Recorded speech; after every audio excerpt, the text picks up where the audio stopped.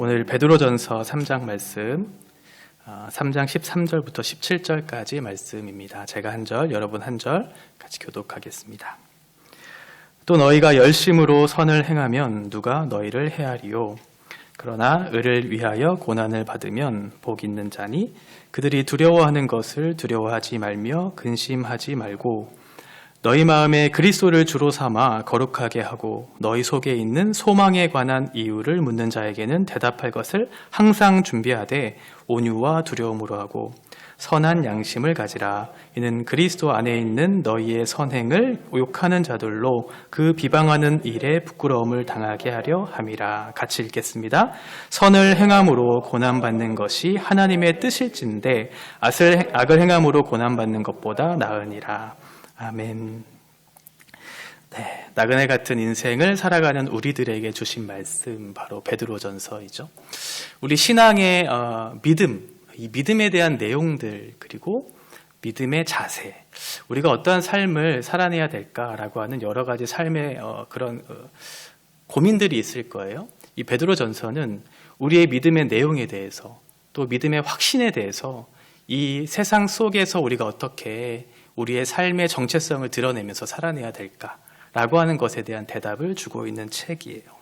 특별히 오늘은 고난에 대해서, 고난이라고 하는 것이 세상에서는 자꾸 신자들을 공격하죠. 많은 유혹과 시험, 핍박들을 우리에게 가져다 줘요. 그러면 그 시험과 유혹, 우리가 가고자 하는 삶의 목적지를 향해 나아가는 데 있어서 여러 가지 방해물들이 있을 텐데, 그런 방해물들이 있을 때 우리는 그것을 어떻게 참고 이겨내면서 우리는 그 길을 걸어내야 될까? 그런데 오늘 본문은 단순히 고난을 참아내라고 얘기하고 있지는 않고요. 그 고난을 참는 것을 넘어서서 우리가 믿는 바 신앙의 내용들을 아름다운 그릇에 담아서 세상 사람들에게 그것을 보이라고 말씀해주고 있죠. 우리의 가장 근본적인 삶의 변화들에 대한 내용들을 이제 그들에게 전하라고 말해주고 있어요. 악을 악으로 갚는 세상의 방식에 동화되지 말고 악을 선으로 갚으면서 너희들이 삶을 살아가는 그 독특한 방식이 대체 어디로부터 왔는가? 너희들은 그렇게 삶을 살아가는 것이 어떠한 것을 근거로 하고 있는지를 우리들에게 궁금증을 자아내서 질문을 던지게 하라는 거죠. 그래서 우리는 그 세상 사람들의 질문을 받고 우리가 믿는 바 소망에 대한 근거와 확실한 내용들을 밝힐 수 있는 사람들이 되어야 한다. 왜냐하면 하나님께서 우리를 그렇게 부르셨기 때문에. 우리를 부르신 이유는 뭐냐면 우리가 갖는 바 소망의 이유를 그들에게 전함으로 그들도 그 소망에 관한 이유를 가질 수 있도록 함께 복을 이어받게 하기 위해서 우리를 부르셨다고 말씀하고 있는 거예요. 오늘 본문은 불신자들에 의한 성도들에 대한 핍박, 그 고난에 대한 반응으로 우리가 어떠한 자세를 취해야 하는가라는 것에 대한 말씀입니다. 우리 13절 말씀을 보면요. 또 너희가 열심으로 선을 행하면 누가 너희를 해하리요 라고 얘기하고 있죠.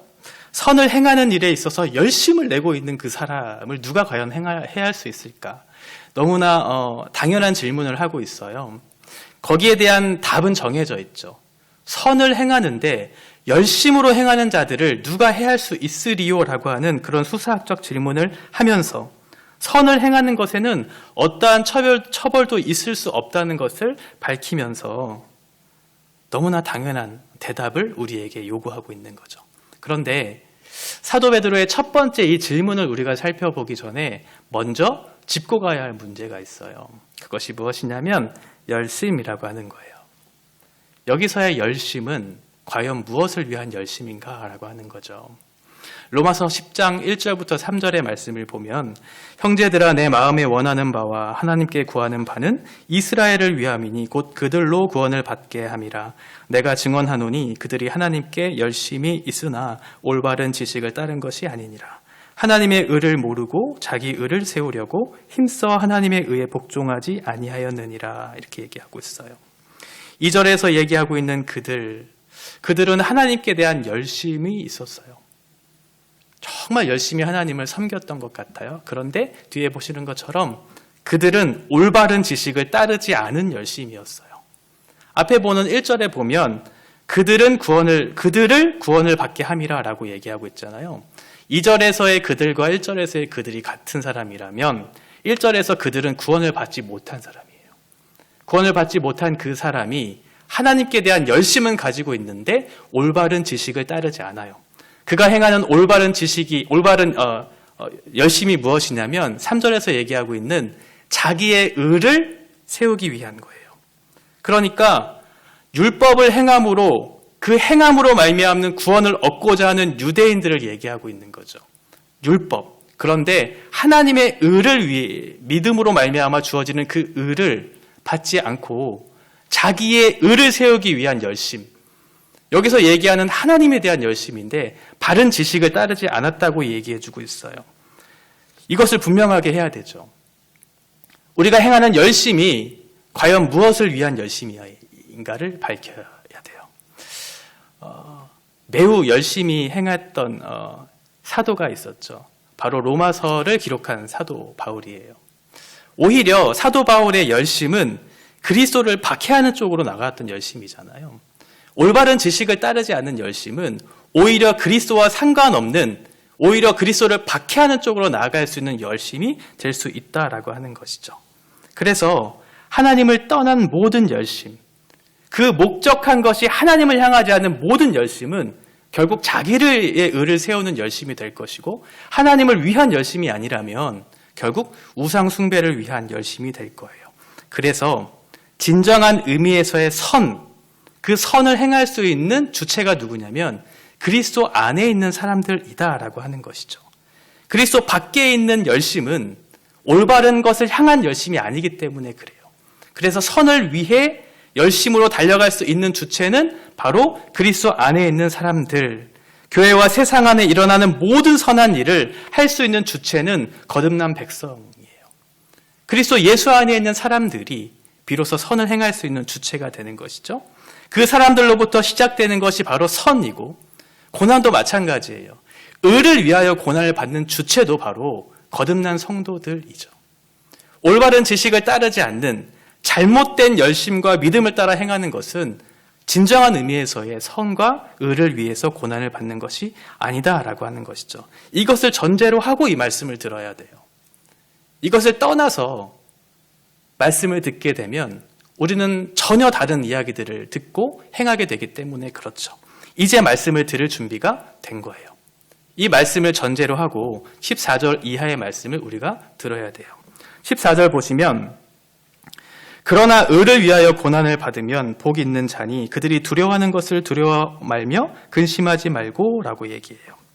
해를 가하는 일이 정상적이지는 않죠. 선을 행하는 데 있어서 해를 가한다라고 하는 것은 정상적인 일은 아니지만 정상적이지 않은 일도 얼마든지 일어날 수 있다. 그러니까 고난을 받는 일에 있어서, 의를 위해 고난을 받는 일에 있어서 두려워하거나 근심하지 말라고, 너무 당황하지 말라고 얘기해주고 있는 것이죠.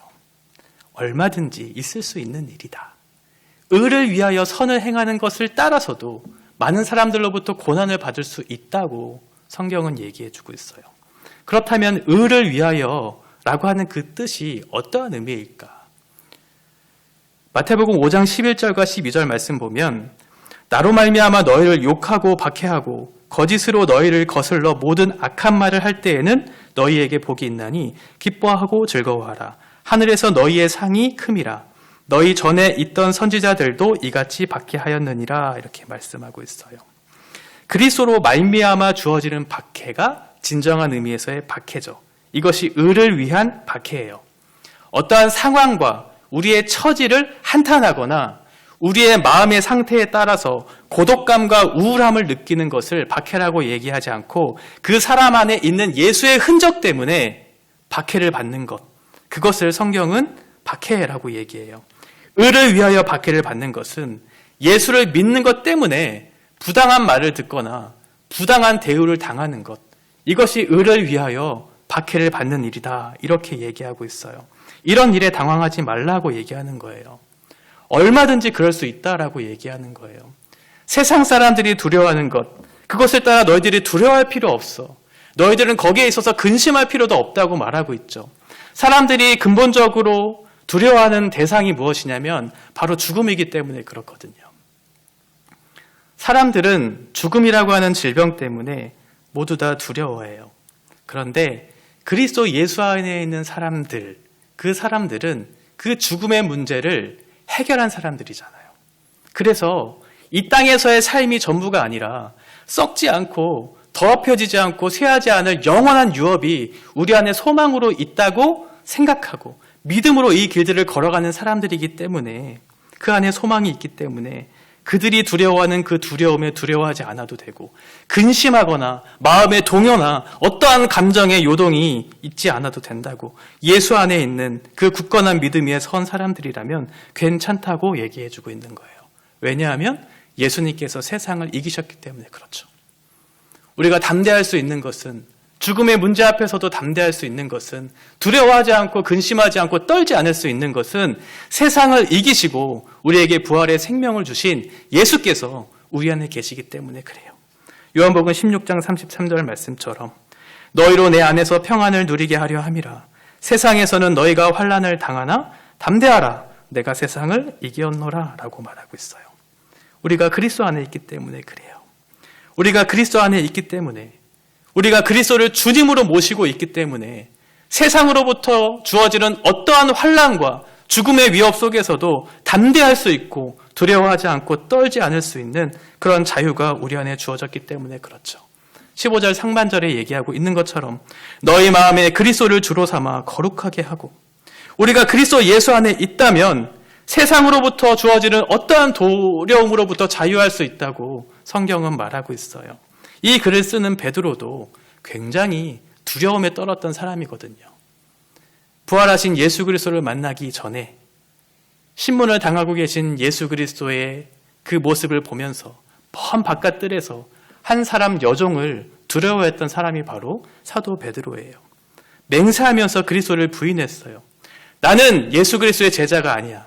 나는 예수 그리스도와 함께 있지도 않았고 나는 그를 알지도 못했던 사람이라고 맹세하면서 부인했던 사도 베드로가 이제는 두려워하지 말라고, 사람을 두려워하거나 세상으로부터 주어지는 어떠한 두려움에도 두려워 떨지 말고 근심하지 말고 굳건하신 반석이신 예수 그리스도의 그 생명에 대한 굳건한 신뢰를 가지고 이 길들을 걸어가라고 말씀하고 있어요. 사도 베드로는 그리스도를 만나고 부활하신 예수를 만난 이후에 성령의 충만함을 입고 담대하게 이제 얘기했거든요. 예수님께서 신문을 당하신 산헤드린 공의 앞에 사도 베드로가 서요. 사도행전 4장과 5장에 보면 이제 예수께서 신문을 당하신 그 자리에 사도 베드로가 서서 어떻게 이야기하냐면 담대하게 이제 얘기해요. 4장 19절의 말씀, 하나님 앞에서 너희의 말을 듣는 것이 하나님의 말씀을 듣는 것보다 옳은가 판단하라. 5장 29절, 사람보다 하나님께 순종하는 것이 마땅하니라. 이렇게 얘기하죠.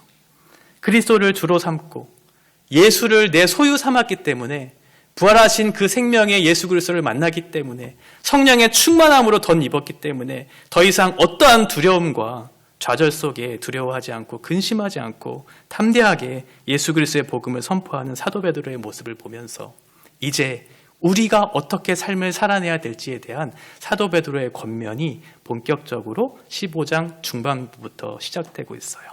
이제 본론을 얘기하는 거예요.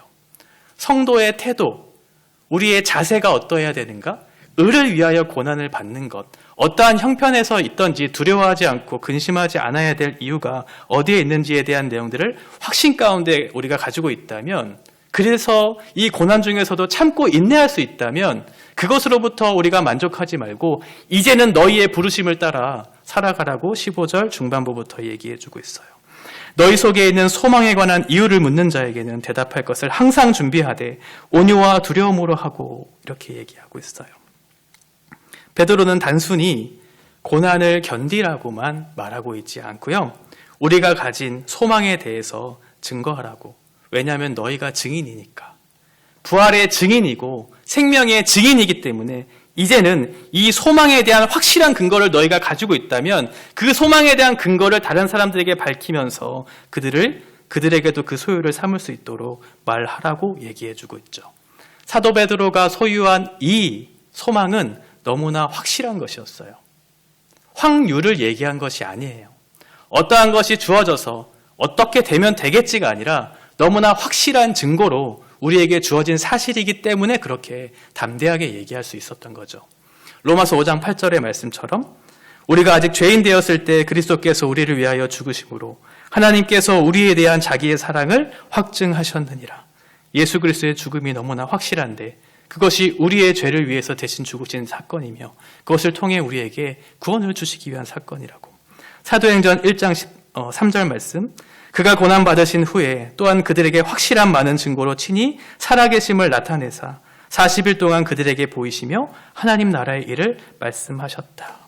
예수의 죽음과 부활에 대한 증언, 우리는 그것을 증인으로 이 길들을 걸어가는 사람들이라고. 단순히 고난에 대한 참음을 넘어서서 이제는 그 고난을 넘어서서 우리에게 악을 악으로 갚는 그 사람들에게 선을 베풀면서 너희의 선한 행실이 과연 어디로부터 왔는가, 그것을 궁금증을 자아내서 우리가 대답할 기회를 얻고 우리가 가진 소망의 이유를 전함으로 그들도 함께 이 복을 받게 하라고 우리에게 말씀해 주고 있는 것이죠. 우리는 이 예수를 적극적으로 드러내는 삶을 살아내는 사람들이에요. 그러면 준비해야 되겠죠. 어떠한 것을 준비해야 될까요? 첫 번째는 대답할 것을 준비해야 돼요. 이런 질문을 우리에게 쏟아내는 거죠. 왜 저 사람들은 우리가 행하는 방식과 다른 방식을 따라서 살아내고 우리를 대하는 거지? 왜 다른 가치를 따라서 저렇게 살아내면서도 어떠한 걱정과 근심이 없고 기쁨으로 이 일들을 감당하고 있는 거지? 라고 하는 그런 질문들을 우리에게 할 거예요. 그러면 우리는 이렇게 대답할 수 있어야 되는 것이죠. 우리의 소망에 대한 이유, 우리가 가진 확신의 이유, 그것을 담대하게 전할 수 있어야 돼요. 그러하기 위해서는 우리가 믿는 믿음의 내용이 우리 안에 잘 정리가 되어야 되겠죠. 그리고 그 내용뿐만 아니라 우리가 가진 확신을 그들에게 강력하게 전할 수 있어야 돼요. 여러분들이 가지고 있는 믿음의 내용과 믿음의 소망, 확신의 내용이 어떠한 것인가요? 저는 이 말씀을 생각하면서 갈라디아서 2장 20절의 말씀이 생각났어요. 내가 소망하는 이유가 무엇이고 내가 소망하는 내용 그리고 확신하는 근거가 어디에 있을까? 갈라디아서 2장 20절의 말씀이었어요. 내가 그리스도와 함께 십자가에 못 박혔나니 그런즉 이제는 내가 사는 것이 아니요 오직 내 안에 그리스도께서 사시는 것이라. 이제 내가 육체 가운데 사는 것은 나를 사랑하사 나를 위하여 자기 자신을 버리신 하나님의 아들을 믿는 믿음 안에서 사는 것이라. 이러한 믿음의 내용과 믿음의 확신이 바로 예수 그리스도 안에 있다는 사실을 발견한 거죠.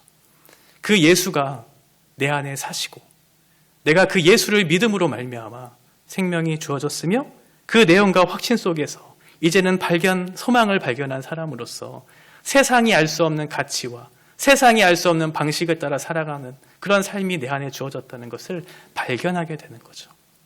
여러분들에게 주어진 소망의 내용과 소망의 확신과 소망의 근거는 어디에 있나요? 내가 그렇게 살 수 있는 근거가 과연 어디에 있는가? 그것을 발견한 사람들이 바로 저와 여러분과 같은 그리스도인들이죠. 어떻게 대답해야 되는가? 또 하나는 온유함과 두려움으로 대답하라고 얘기해줘요. 먼저는 하나님에 대한 태도이죠. 하나님을 두려워함으로 주어지는 결과가 바로 온유함이거든요. 그것을 가능하게 하는 원인이 하나님에 대한 바른 태도로부터 주어져요.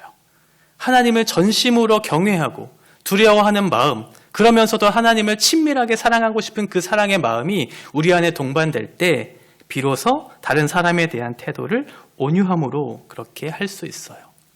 죄인들을 오래도록 참으신 그런 예수 그리스도의 성품을 따라서 우리도 다른 사람들을 오래도록 참으면서 그 사람들에게 그 복음의 내용들을 증거할 수 있죠. 그렇게 우리는 할 수 있는 사람들이 된 거예요. 여러분은 어떻게 그 사람들을 대할 수 있는가? 악을 악으로 나에게 그렇게 베푸는 사람에게 온유함으로 어떻게 그렇게 대할 수 있는가? 어디로부터 그 근거를 찾아낼 수 있는가? 여러분 한번 생각해 보셨나요? 저는 이 말씀을 보면서 빌립보서 말씀이 생각났어요. 내가 나를 악으로 대하는 그 사람들을 내가 어떻게 온유함으로 대할 수 있을까? 나의 실력으로는 도저히 그렇게 할 수 없을 텐데 라고 하는 그런 고민들이 나에게 찾아왔을 때 바로 이 말씀이 생각났어요. 빌립보서 2장 8절의 말씀이에요. 자기를 낮추시고 죽기까지 복종하셨으니 곧 십자가에 죽으심이라. 내 안에 사시는 그리스도께서 자기를 낮추시고 죽기까지 복종하셔서 나를 살리신 그 사랑을 생각한다면 다른 사람을 정죄하고 업신여기며 악을 악으로 갚을 이유가 없겠죠. 이것을 발견한 사람들이 저와 여러분이에요. 하나님이신 그분께서 인간의 낮은 그런 비천한 몸을 입으시고 이 땅에 오심으로 우리의 죄를 대신해서 십자가에 지셨고 자기를 복종함으로 이 길들을 걸어가셨다면 악을 악으로 갚고자 하는 우리의 마음이 눈 녹듯 사라질 거예요. 예수의 그 십자가를 생각한다면 우리는 충분히 다른 사람을 온유하게 끝까지 참으면서 그 길들을 걸어갈 수 있겠죠.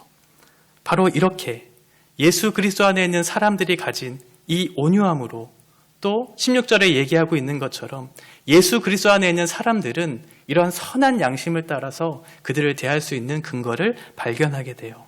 16절에 있는 것처럼 선한 양심을 가지라. 이는 그리스도 안에 있는 너희의 선행을 욕하는 자들로 그 비방하는 일에 부끄러움을 당하게 하려 함이라. 이렇게 말하고 있죠. 우리가 그들을 대할 때 선한 양심을 따라서 그들을 대할 수 있어야 돼요. 여기서의 선한 양심이라고 하는 것은 세상이 말하는 그런 양심이 아니에요. 도덕의 문제를 얘기하고 있는 것이 아니에요. 여기서의 양심은 거듭난 사람들이 가질 수 있는 신앙의 양심을 얘기해주고 있어요. 우리가 가진 실력으로서 우리의 마음속에 있는 본성으로서 착한 행실을 그렇게 행하려고 했을 때는 자주 실패하죠. 그런데 16절에서 얘기하고 있는 선한 양심을 가지라라고 하는 것은 거듭난 죄인이 의롭다함을 받아서 깨끗하게 된 우리의 내적인 양심을 얘기해요. 그리고 그 내적인 양심의 결과로 우리의 외적인 열매들이 맺혀지겠죠. 그런 내적인 양심과 외적인 양심의 결과들로 이 두 가지가 우리 가운데 합쳐졌을 때 비로소 다른 사람들에게 선한 양심을 따라 그들을 대할 수 있게 되는 거죠. 그러면 그 사람들이 보고 의아해하겠죠. 저 사람들은 대체 왜 이 선행을 우리에게 베풀고 있는가? 그래서 앞서 말씀드렸던 것처럼 선은 거듭난 사람들이 할 수 있는 영역이라고 말씀드렸잖아요. 16절에서도 그것을 증거하고 있어요. 선한 양심을 가지라. 이는 그리스도 안에 있는 너희의 선행이라고 얘기해주고 있죠. 이 선행은 그리스도 예수 안에 있는 선행이에요. 우리가 살아가는 사회는 법이라고 하는 테두리 속에 살아가고 있죠. 법이 집행하는 그런 어떤 법의 테두리 안에서 우리의 질서를 이렇게 세워가요. 법이 하지 말라고 하는 것을 우리는 하지 않죠. 왜냐하면 거기에 대한 처벌을 받기 때문에 그렇죠. 그런데 법이라고 하는 것은 가장 수준 낮은 거예요. 법이 우리를 강제하지 않으면 우리는 우리의 양심을 따라 우리의 양심이 이것을 하지 않으면 안 된다고, 하지 않으면 안 된다고 그렇게 하는 일들에 대해서 법이 강제하지 않으면 우리의 양심에 대해서도 호소하지 않을 수 있어요. 법이 강제하지 않으니까 이 양심을 버려서라도 그 위법한 것을 따라 행하는 거죠. 그러니까 법 위에 우리의 양심이 있는 거죠. 법이 이것을 우리에게 강제하지 않더라도 위법한 것이지만 우리의 양심을 따라 나는 이 법을 잘 지킬 거야 라고 하는 거예요. 그런데 그 양심 위에 있는 것이 바로 신앙이에요.